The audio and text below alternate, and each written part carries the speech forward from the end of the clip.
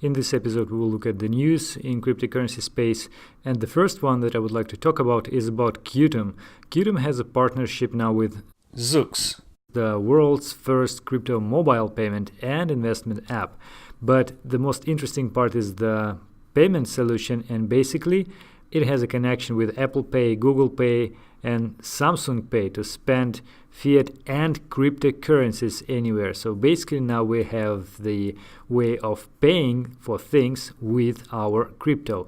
It's not, of course, like Amazon or something would accept cryptocurrencies for payments, but still very, very close to it. Again, they have this FAQ section where they are explaining that yes, we can pay with Apple Pay, Samsung Pay, and eventually it will be Google Pay. So very interesting. We'll look forward the launch of the application. And of course, the price of QTUM at this news just rocketed.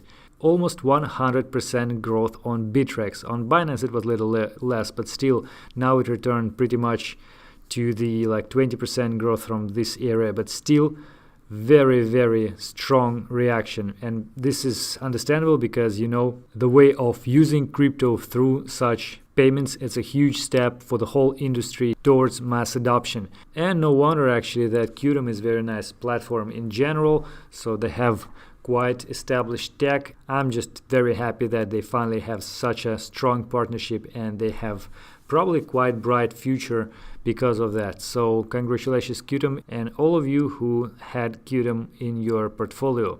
Next, news from Tether, tether.to.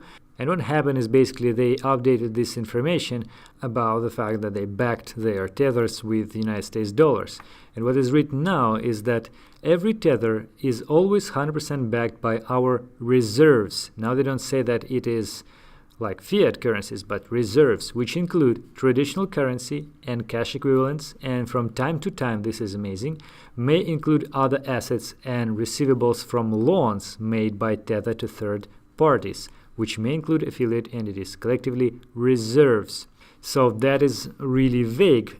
First and second, well, of course, it's understandable that they may invest this fund, but it is supposed to be just staying at their balance in dollars.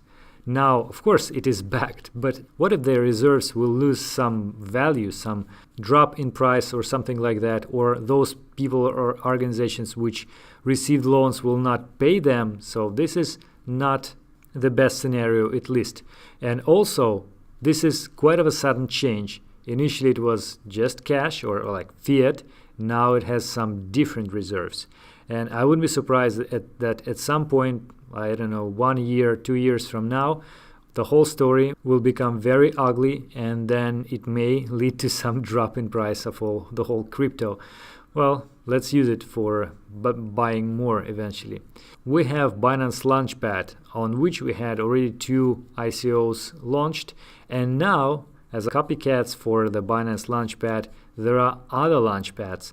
We have BitMEX, Launchpad, Bittrex, Huobi, and KuCoin. So they all wanted to basically repeat the success of Binance, at least to some extent, and collect some funds and run some ICOs and get their money on the trading fees and so on. But the point is that comparing to the Binance Launchpad, apparently they are not that attractive.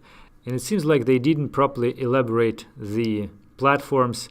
And one of those launchpads, which are planned to be starting their operations soon, it was the one from Bittrex, and the first ICO was from the project Raid. It was supposed to be launched today, but 1 day before that, Raid had an updates of their partners, and initially it was a lot of partners, and then basically no partners. So it seems like Bittrex didn't make a proper investigation of this ICO before promoting it, and of course it could be a coincidence, but still you see Binance does much better work. At least they don't have these sort of failures.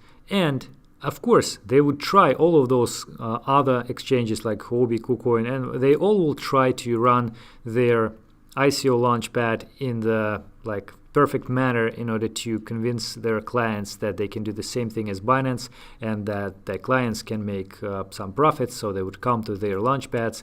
So probably you may expect some pumps of those coins which will be launched on those platforms.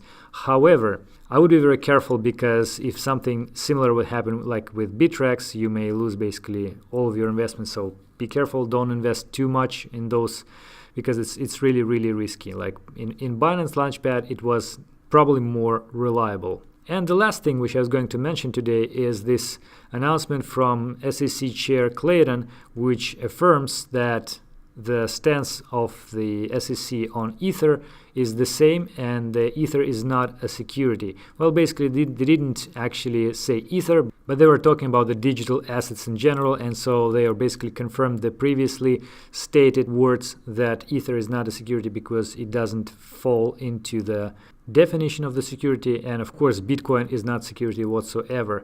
So very positive thing. At least we don't have this stone underwater, so we can be safe on this side. That is it for today, guys. Thank you for watching and hope to see you in the next updates. Goodbye.